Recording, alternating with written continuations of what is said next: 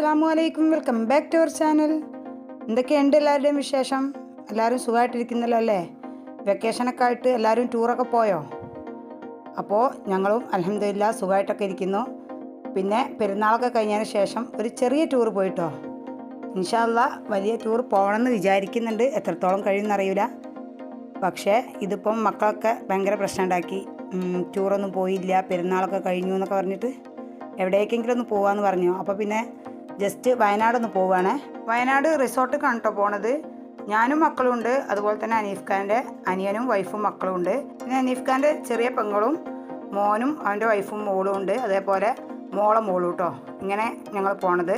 പിന്നെ ബാക്കി ആർക്കും ഒന്നും ഫ്രീ ഇല്ല, എല്ലാവരും ഓരോരോ തിരക്കിലൊക്കെ ആയതുകൊണ്ട്. അനീഫ് ഖായും ആദ്യം വരുന്നില്ല എന്ന് പറഞ്ഞിട്ടുണ്ടായിരുന്നു, കാരണം ഇലക്ഷൻ്റെ ഡ്യൂട്ടി ഉണ്ട്. ഇന്നിപ്പോൾ ഡ്യൂട്ടി കഴിഞ്ഞ് നേരത്തെ എത്തിയതുകൊണ്ട് ഞങ്ങളെ കൂടെ പോന്നു. പക്ഷേ നാളെ രാവിലെ നേരത്തെ 7 മണിയാകുമ്പോഴേക്ക് തിരിച്ച് നാട്ടിലേക്ക് തന്നെ എത്തണമെന്ന് പറഞ്ഞിട്ടുണ്ട്. അപ്പോൾ ഞങ്ങൾ വീട്ടിൽ നിന്ന് പോകുന്നത് അസർ നിസ്കാരം കഴിഞ്ഞതിന് ശേഷമാണ് കേട്ടോ. 2 വണ്ടിയിലായിട്ടായിരുന്നു കേട്ടോ ഞങ്ങൾ പോയിട്ടുണ്ടായിരുന്നത്. അപ്പോൾ ആ ചുരം കയറി കുറച്ചങ്ങോട്ടായപ്പോൾ ചായ കുടിക്കാമെന്ന് പറഞ്ഞിട്ട് നിർത്തിയതാണ്. അടിപൊളി ഒരു റിസോർട്ടിലേക്കാണ് കേട്ടോ പോണത്. അപ്പോൾ വീഡിയോ എല്ലാവരും സ്കിപ്പ് ചെയ്യാതെ തന്നെ കാണുക. പിന്നെ എൻ്റെ ചാനൽ സബ്സ്ക്രൈബ് ചെയ്യാതെ കാണുന്ന കൂട്ടുകാർ ആരെങ്കിലും ഉണ്ടെങ്കിൽ സബ്സ്ക്രൈബ് ചെയ്ത് സപ്പോർട്ട് ചെയ്യുക. ബെല്ലൈക്കനോടൊന്ന് പ്രസ് ചെയ്യുക, ഓൾ എന്ന ഓപ്ഷൻ കൂടി കൊടുക്കുക കേട്ടോ. അപ്പോഴേ ഞാൻ പുതിയ വീഡിയോസൊക്കെ ഇടുമ്പോൾ നിങ്ങൾക്ക് നോട്ടിഫിക്കേഷനായിട്ട് കിട്ടുള്ളൂ. അതുപോലെ തന്നെ വീഡിയോസൊക്കെ ഇഷ്ടമാകുന്നുണ്ടെങ്കിൽ ലൈക്ക് ചെയ്യുക, ഫ്രണ്ട്സിനും ഫാമിലിക്കും ഒക്കെ ഒന്ന് ഷെയർ ചെയ്ത് കൊടുക്കണേ. അങ്ങനെ ഞങ്ങൾ ചുരമൊക്കെ കയറിയിട്ട് ആ വൈത്തിരി എത്തിയിട്ടുണ്ട്. അപ്പോൾ ഞാൻ ഇതിന് മുമ്പത്തെ വീഡിയോയിൽ കാണിച്ചിട്ടുണ്ട് എസ്പാനിയ കഫേ. ഇവിടെയാണ് കേട്ടോ അനിയത്തിൻ്റെ ഹസ്ബൻഡ് ഉള്ളത്.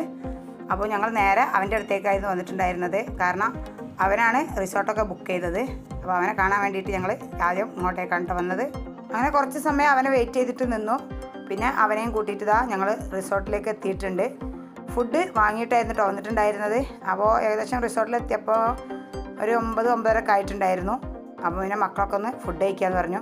പെട്ടെന്ന് തന്നെ ഫുഡ് കഴിച്ചിട്ടുണ്ടായിരുന്നത് സ്വിമ്മിംഗ് പൂളിൽ പോകാമെന്ന് പറഞ്ഞിട്ടായിരുന്നു. പക്ഷേ സ്വിമ്മിംഗ് പൂളിൽ തലേ ദിവസം ആരോ വന്നിട്ട് എന്താ പറയുക, എണ്ണയൊക്കെ തേച്ചിട്ട് കുളിച്ചപ്പോൾ ആകെ വൃത്തികേടായിട്ട് അതവർ ക്ലീനാക്കാൻ വേണ്ടിയിട്ട് ഇട്ടതാണെന്ന് പറഞ്ഞിട്ട് ഞങ്ങൾക്ക് ഇറങ്ങാൻ പറ്റിയില്ല കേട്ടോ. അന്നല്ല, ഞങ്ങൾക്ക് ആ തലേന്നും പിറ്റേ ദിവസമൊന്നും ഇറങ്ങാൻ പറ്റിയില്ല. മക്കളെ ഏറ്റവും കൂടുതൽ ആഗ്രഹിച്ചിട്ടുണ്ടായിരുന്നത് സ്വിമ്മിംഗ് പൂളിൽ കുളിക്കുക എന്നുള്ളതായിരുന്നു. പക്ഷേ അത് നടന്നില്ല. എന്താ പറയുക, അവരെയും പറയാൻ പറ്റില്ല, നമുക്കും അറിയില്ലായിരുന്നു. അങ്ങനെ പക്ഷേ പിന്നെ കുറച്ച് ഗെയിമുകളൊക്കെ ഉണ്ടായിരുന്നു കേട്ടോ. മക്കൾ അതിലൊക്കെ കളിക്കുന്നുണ്ട്. പക്ഷേ ഇതൊന്നും അവർക്ക് അത്ര അങ്ങോട്ട് ഇഷ്ടമായിട്ടില്ല. അവർക്ക് വിചാരിച്ചിട്ടുണ്ടായിരുന്നത് പൂളിൽ കളിക്കണം എന്നായിരുന്നു. ഞങ്ങൾ രാത്രിയും പിറ്റേന്ന് രാവിലെയൊക്കെ കളിക്കുമെന്ന് പറഞ്ഞിട്ടായിരുന്നു വീട്ടിൽ നിന്ന് പോയിട്ടുണ്ടായിരുന്നത്. പക്ഷേ അത് പറ്റാത്തതിൽ എല്ലാവർക്കും ഒരു നിരാശ ഉണ്ട് കേട്ടോ. എല്ലാവരും കുറേ സങ്കടപ്പെട്ടിട്ടിങ്ങനെ പറയുമായിരുന്നു. നല്ലൊരു റിസോർട്ടാണ് കേട്ടോ, എല്ലാ സൗകര്യങ്ങളൊക്കെ ഉള്ള നല്ലൊരു റിസോർട്ട്. പക്ഷേ സ്വിമ്മിംഗ് പൂള് കിട്ടിയില്ല എന്നുള്ളൊരു വിഷമം മാത്രമേ ഉണ്ടായുള്ളൂ. പിന്നെ അതേപോലെ തന്നെ കുറച്ച് ഉള്ളോട്ടും കൂടെയാണ്. അപ്പോൾ നല്ലൊരു എന്താ പറയുക, നല്ല സൈലൻ്റ് ആയിട്ടുള്ളൊരു സ്ഥലം കേട്ടോ. നല്ല ഭംഗിയുണ്ട് കാണാൻ വേണ്ടിയിട്ട്. നമുക്ക് ഫോട്ടോ എടുക്കാനൊക്കെ നല്ല ഭംഗിയുള്ളൊരു സ്ഥലമാണ്. അപ്പോൾ ഇതൊക്കെ പിന്നെ രാത്രി മക്കൾ സ്വിമ്മിംഗ് പൂളില്ലല്ലോ, അപ്പം കുറേ സമയം ഗെയിമൊക്കെ കളിച്ചിട്ട് നിന്നു. പിന്നെ ചെറിയൊരു പാർക്കുണ്ട്, അതിലൊക്കെ കളിക്കുകയാണ്.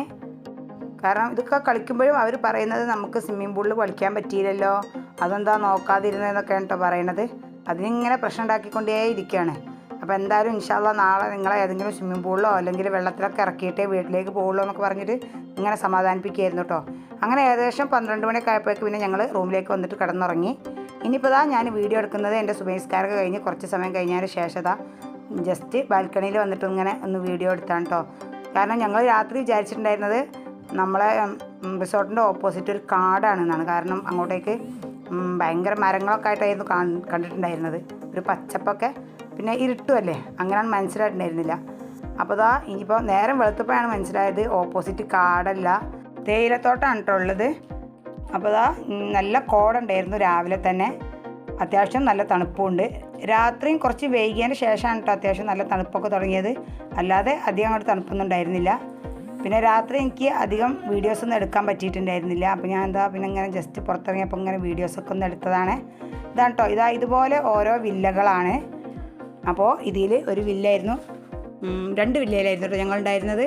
ഒരു വില്ലയിൽ 2 റൂം, ഒരു ഹോള്, പിന്നെ അങ്ങനെയൊക്കെയാണ് ഉള്ളത്.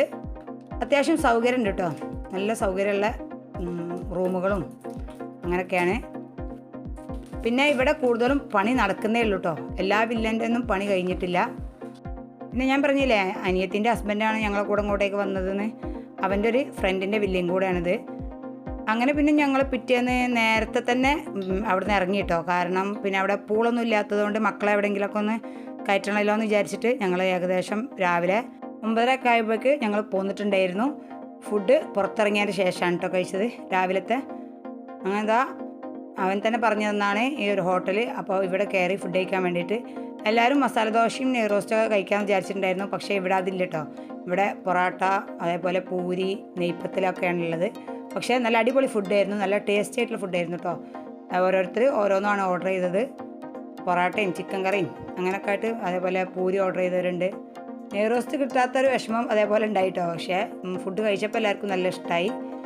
അങ്ങനെ ഫുഡൊക്കെ കഴിച്ച് കഴിഞ്ഞതിന് ശേഷം ഇനിയിപ്പം എവിടെയെങ്കിലും കറങ്ങാൻ പോകണമെന്ന് ചോദിച്ചപ്പം നല്ല വെയിലായിട്ടുണ്ട്, ആർക്കും പോകണ്ട. കാരണം നല്ല ചൂടുണ്ട് കേട്ടോ വയനാട്ടിലായാലും ആ സമയത്ത്. അങ്ങനെ ഇനിയിപ്പോൾ എല്ലാവർക്കും വേണ്ടത് ഒന്നുകിൽ സ്വിമ്മിംഗ് പൂളിൽ കളിക്കുക, അല്ലെങ്കിൽ എവിടെയെങ്കിലും ഒരു വെള്ളത്തിൽ കളിക്കുക എന്ന് പറഞ്ഞപ്പോൾ പിന്നെ തുഷാരഗിരിയിലേക്ക് പോകുന്നതാണ്. ചുരം ഇറങ്ങിയിട്ട് പിന്നെ നേരെ തുഷാരഗിരിക്കാണ് കേട്ടോ ഞങ്ങൾ പോണത്. തുഷാരഗിരി വാട്ടർഫാൾസിൽ അത്യാവശ്യം കുളിക്കാനൊക്കെ ഉള്ള വെള്ളം ഉണ്ട് എന്ന് പറഞ്ഞപ്പോൾ അങ്ങനെ പോകുന്നതാണ്. ഇവിടെ എത്തിയപ്പോഴേക്ക് ഏകദേശം 12:30 ആ ടൈമൊക്കെ ആയിട്ടുണ്ടായിരുന്നുള്ളൂ. പിന്നെ വെള്ളത്തിൻ്റെ അടുത്ത് എത്തിയ സന്തോഷത്തിലാണ് കേട്ടോ മക്കളൊക്കെ. വണ്ടി നിർത്തിയിട്ട് കുറച്ച് എന്തായാലും നടക്കാണ്ടാവുമല്ലോ, ഏതൊരു വാട്ടർഫാൾസിലേക്കും അങ്ങനെയാണല്ലോ. അങ്ങനെ നടക്കുകയാണ്. അങ്ങനെ വാട്ടർഫാൾസിൻ്റെ അടുത്ത് എത്തിയിട്ടുണ്ട്. ഒരുപാട് വെള്ളമൊന്നുമില്ല, എന്നാൽ മക്കൾക്ക് കുളിക്കാൻ മാത്രമുള്ള വെള്ളമൊക്കെ ഉണ്ട് കേട്ടോ. നല്ല തണുത്ത വെള്ളം. ഞങ്ങളൊക്കെ ഇറങ്ങിയാലോ എന്ന് വിചാരിച്ചു. പക്ഷേ ഞങ്ങൾ ചെന്നപ്പോൾ അധികം ആളുകൾ ഉണ്ടായിരുന്നില്ല. പിന്നെ കൂടുതൽ ആളുകളായപ്പോൾ പിന്നെ ഇറങ്ങാൻ പറ്റിയില്ല.